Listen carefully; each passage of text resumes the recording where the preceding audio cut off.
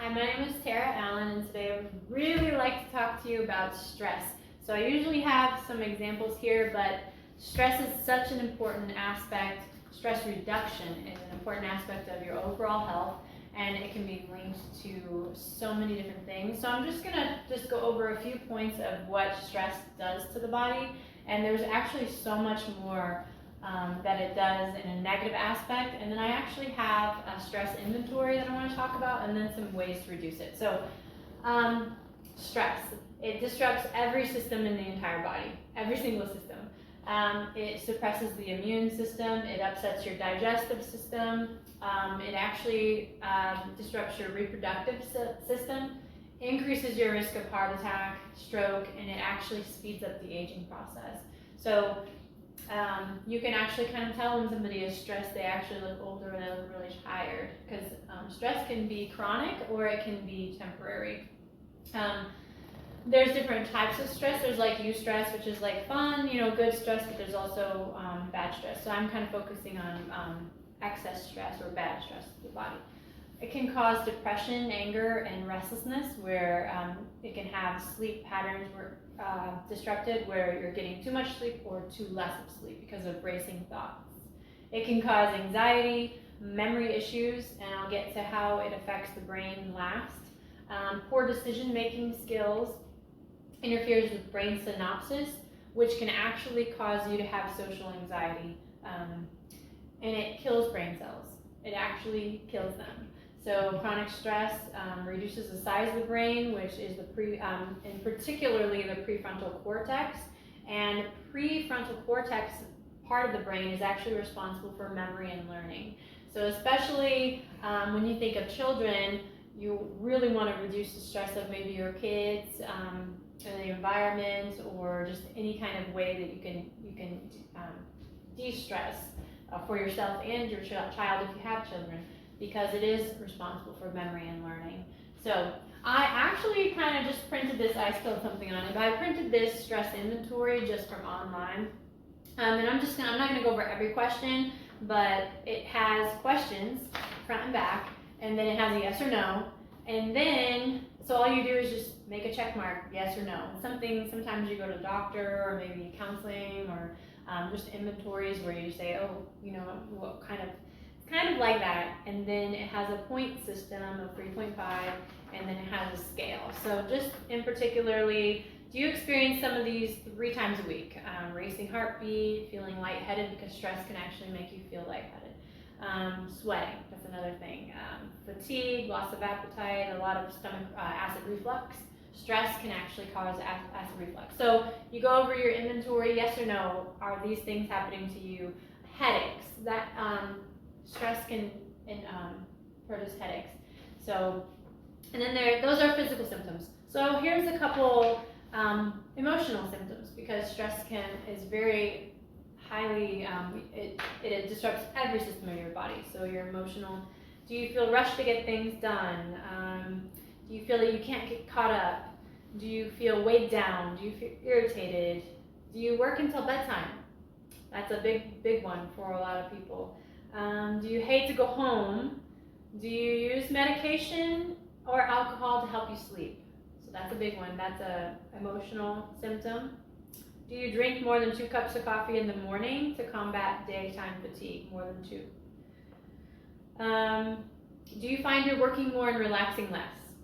So these are yes or no questions. Has your social life decreased? Do you feel guilty about neglecting friends or family? Do you cry easily over small things? Do you forget things? Are you less interested in things that just questions like this. Do you feel panicky? How's your confidence? So those are just different things, and then you score them, and if you have 25 points or low, you have kind of expected stress. It's that stress that's expected with just daily life, with work and responsibilities. Then you've got slight stress, moderate stress, and severe stress. So it's very important to just kind of maybe just find a stress inventory questionnaire. So you could just Google something, find an inventory, find out your stress level, because it's really good to think about those things, and then come up with ways to reduce those things so that you can avoid these health issues, both emotional and physical health issues. So exercising is one. It pumps up your endorphins, which help you feel good. They're the feel-good neurotransmitters in the brain, so it can make you feel good. Meditation and movement, any kind of physical activity is actually kind of a meditation and movement, or like a movement is medicine. It improves your mood, your self-confidence, it reduces anxiety, it reduces stress levels in the body. So the point is to reduce the stress, to improve your health, because stress is a huge killer in women for heart attacks. So women, the number one silent killer in women is a heart attack, and that's the thing that happened to my best friend at the age of 41 recently. And so women have smaller veins than men. When they get stressed, what happens is they constrict and puts pressure and stress on the heart. Now, it could be something temporarily, or it could be something chronic, depending on what kind of stress or how you're combating the stress in your life, or like the things that are above like normal everyday stresses. So that's just something to think about and just to be aware of. All right, some other things: consult with your doctor, come up with a plan or a fitness plan, depending on if you have any health issues to start. You always want to do that. Walk before you run. So if you're not a runner, you start walking. You want to get up to that. Do what you love. You know, if you don't like running, don't do it. Go horseback riding, go swimming, go do something that is fun for you. Go take a stroll, like a sunset stroll, or you know, go somewhere where you're moving more. Something that's fun. Finding fun. Pick a time, stick with it.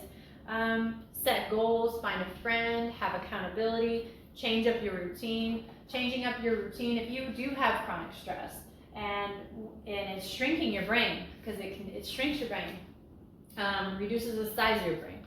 If you're doing that, you want to actually increase your neurotransmitters by doing something new, switching it up. That's going to help your brain.